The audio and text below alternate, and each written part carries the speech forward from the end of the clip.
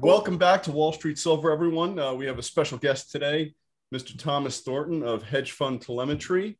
Obviously, we have Jim with us as well. Welcome to Wall Street Silver, Tom. Why don't you give us a little background on what you do, what your background was, and how you got into the hedge fund space and involved in precious metals? Well, thanks for having me. I run a company called Hedge Fund Telemetry, and it is a market research site. I focus on technical indicators, top down, macro. I have a US focus. I also am a specialist looking at market sentiment. And my background is I worked in the hedge fund world for a long time, and I am happy to be on the other side now, putting out the similar research that I did while I was at my firm. So what's your current take? Before we started recording, we talked about silver, and you actually mentioned that you sold some SLV today. SLV is kind of a dirty word on Wall Street Silver. We're all PSLV fans, so yeah, I know. You know, everybody. I said I bought SLV, and I look. I'm an opportunistic trader. I will be long. I will be short. I don't. You know, I'm not I'm going to buy something and hold it for the rest of my life type person. That's just my personality. But let me give you just a little background on my family and silver. So my grandfather lived in Chicago and worked in the pits, and he was a metals trader. And this is like in the 50s and 60s. And he retired in the 70s, moved to California. And I learned, I lived in California, now I live in Connecticut, but I learned about what he did because he owned silver mines, he owned silver companies, and he was, long gold in the, when everything was going crazy on the upside. He knew the Hunt brothers. It was just like something in our family. But he passed away. And well, I will say this one thing too. My grandfather sold his gold right before the peak in the mania in the 70s or early 80s, when that was. And he called my dad, and he was like so upset. He was almost crying, saying, "I think I made the biggest mistake of my life." And obviously he didn't, but it was just, I learned from that where, the hindsight of selling something and looking back on, oh God, why did I do that? You can always buy it back. That's the way I look at it. Anyway, so my view on silver and gold, precious metals. So I got long recently, just a few days ago.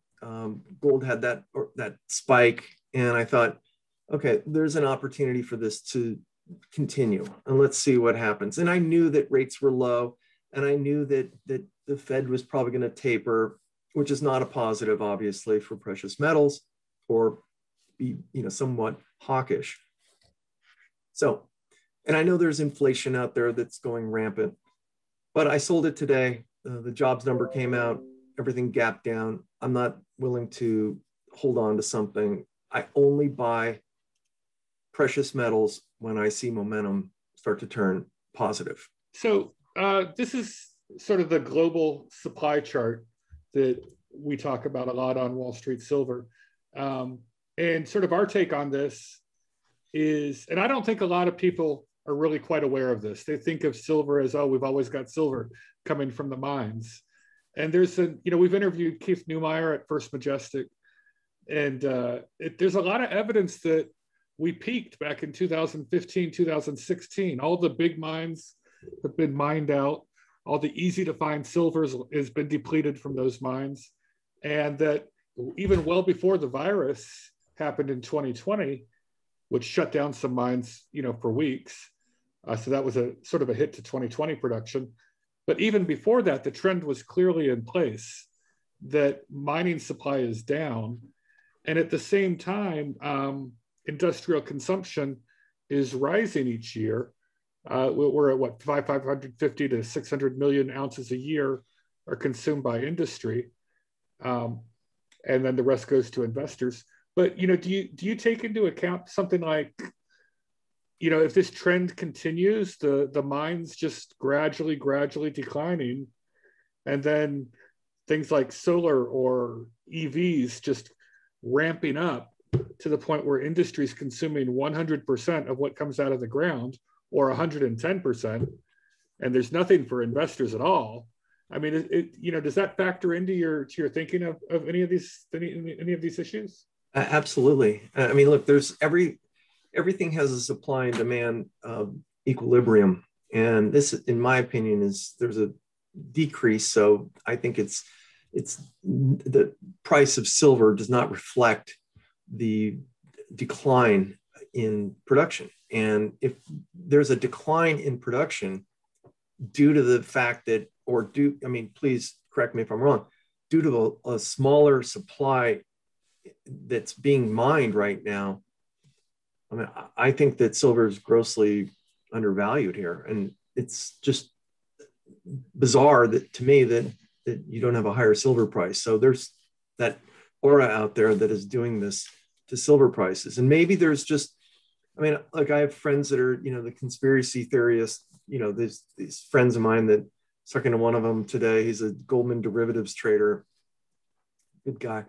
He's like, oh no, it's the government. The government's, keeping silver prices down because it goes into everything. And if silver prices went up, everything would go, everything would go crazy. And that would just, put the economy into, tailspin. I don't know.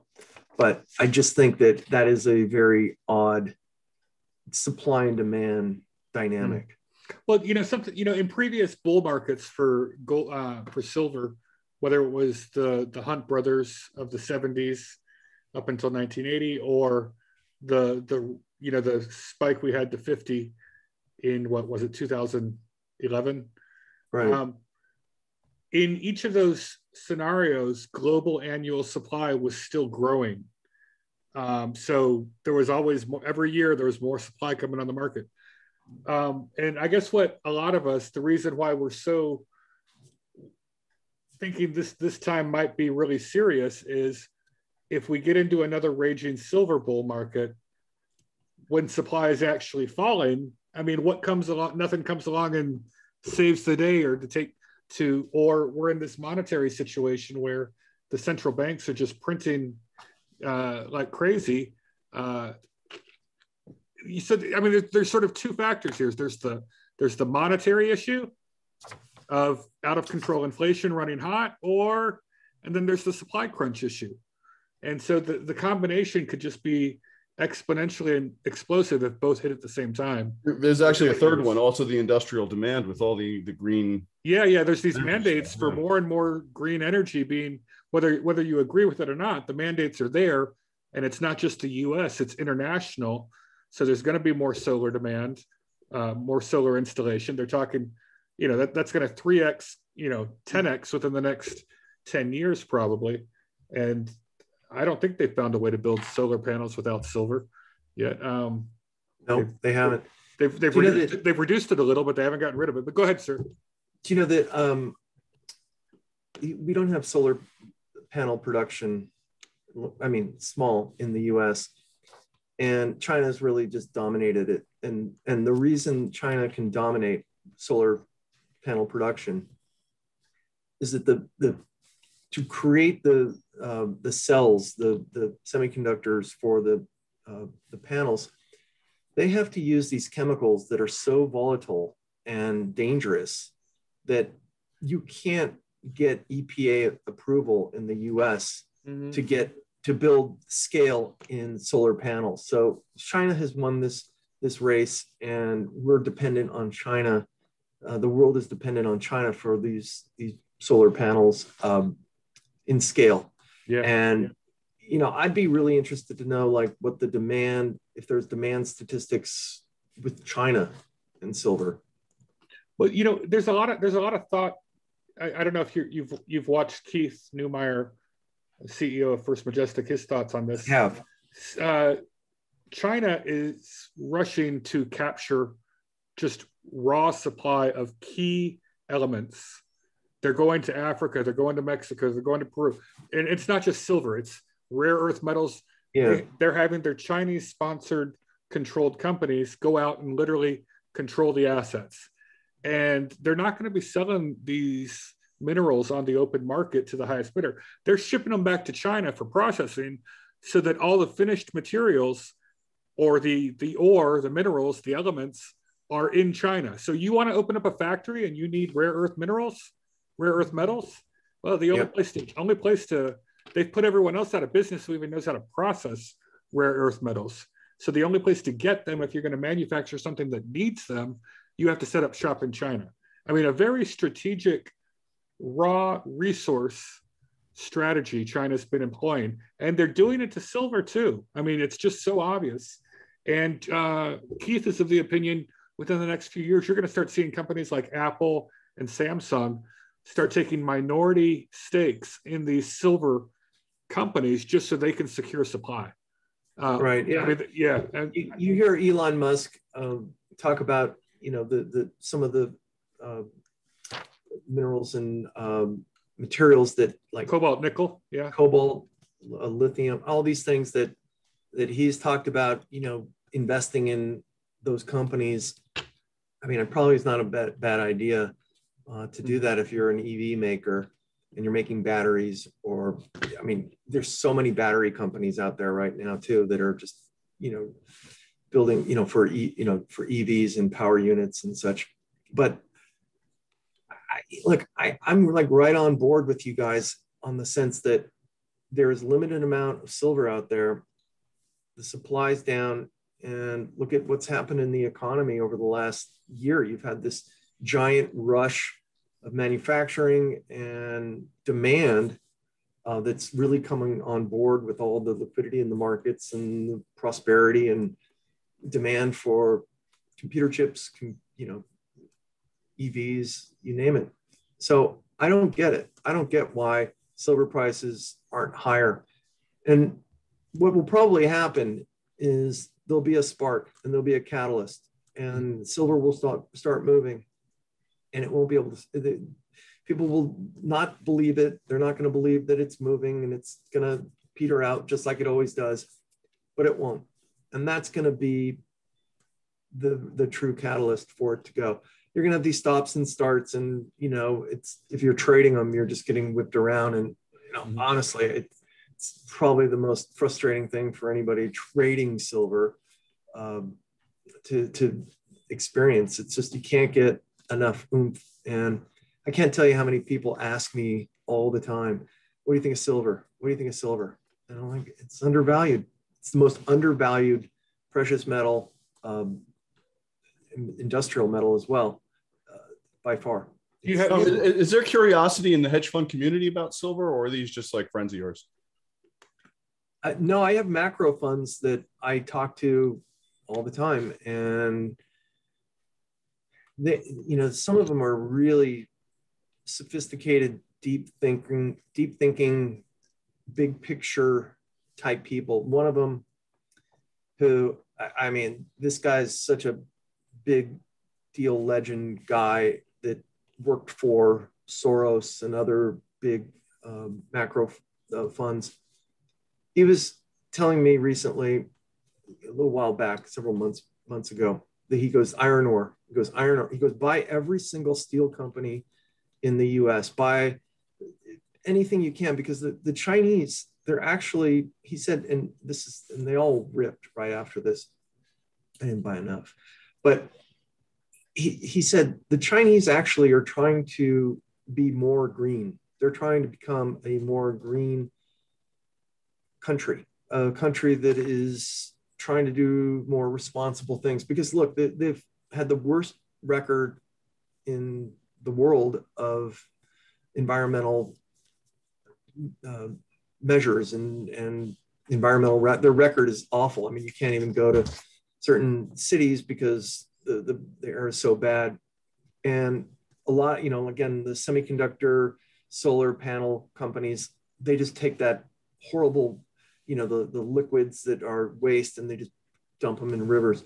But the Chinese actually are trying to limit some of the production on iron ore and copper. And that's why some of those prices spiked. and they're buying from U.S. Steel, they're buying from Nucor, they're trying to outsource and buy stuff as well. So it's very, I didn't believe it, but you can see the prices of where those stocks have gone, and it's true. I just have one last question. What do you think about all the short squeezes we've had over the past 6 months and hedge funds? I mean, are hedge funds becoming just gun shy about shorting? Yeah. I worked for a hedge fund, and we were a $5 billion fund. I worked there for 11 years, and we were net short most of the time. And we were always that fund that people, not like overly net short, but people would give us money, and pensions and institutions would give us money, that we were there for that day when things became unglued. And we did really well in 2007, 2008. We caught the lows in 2009 and got long. We were very flexible, but I don't like to short. And this is something that, here you go. This is why Melvin Capital and the others just got taken out. They were stupid. They were stupid. They did not look at the short interest data, or they ignored it, or they thought they were smarter than the market. And anything can happen. And I've seen shorts get squeezed before. And we had risk metrics that we would look at, how many days to cover, what the short interest. I look at that all the time, even today, and look at, the put buying versus call buying and on everything. And I've actually had a very good record recently tracking like high call buying versus high put buying ahead of earnings. And if you see a lot of high, call buying, you could see a fade after that. And if you see a lot of put buying, you might see a squeeze higher. So like, for example, Carvana had huge put buying recently, heavy short interest, stock went up, came right back down. That's the puts getting squeezed out. But Melvin Capital and some of the others that were involved in this, they were stupid. They put way too much money, and they had options, and they had all sorts of other derivatives that caused them to blow themselves up. And I like to short things that are a bit off the radar, not necessarily the de facto shorts. I just like to find things that are upside is exhausted, and I see things that could come down. I'm not looking for 100% drop, but if I can get a 10% drop in something and have a nice trade because I see people are too crowded long, I'll do that. But they were just dumb. They made terrible mistakes. And I will say, Melvin Capital, and I know some people that work there, they're super, super smart, and they were dumb. Mm-hmm. They've had one of the best records tracking consumer assets. And I mean, they were the best in consumer in the hedge fund world. But one thing that I can tell you, one thing that quickly, when the market melted down back in 2008, 2009, we were short a bunch of stocks, and we were short Gannett, USA Today. And the stock went down from like 20 down to like 2. And I was telling an analyst, I was a trader then for the fund, and I said, look, it's at 2 and it's kind of just languishing here. What should we do? And he goes, just let it die. And we covered it at 10 because too many people were short. We sat on it, and they thought, no, we're too smart. It's going to go down. Business is terrible. Yeah, the business was terrible. The business for GameStop is terrible, but things happen. Things get squeezed. And I learned from that. So I'm very cognizant of how much, how people are positioned, long and short. So I want to find people that are overly long and get an exhaustion signal.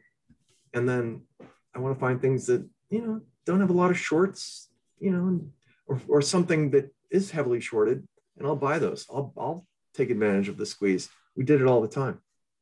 Gotcha. Well, on that note, Mr. Thornton, I want to thank you for joining us and giving us your thoughts on these, and we really appreciate it, sir. Okay, guys, nice to meet you, and let's catch up find me when the market gets killed, because usually that's when I'm telling people to go out and buy. Market sentiment's at 4% bulls. You got to buy. Wait, there's a pandemic. Oh no. No. Yeah. Anyway, but, guys, have a great day. Before you go, you have a website and a service. Yes. It looks very interesting because I went on there and you have I think a 2-week free trial for your service. So I'm going to be signing up after this call because I'm interested in sentiment's a big thing I follow. So, well, we're in the midst of, and I'm 15 minutes away from a programming session with for our new site, and it's going to be a lot better. But hedge fund telemetry, we track market sentiment. I put out several notes a day, and yeah, please, everyone, come check it out. And if you have any questions, anybody can reach out to me. I'm always on email, which I will crap out of my wife. I'll add the link to the description. Thank you, sir. All right, guys, take care.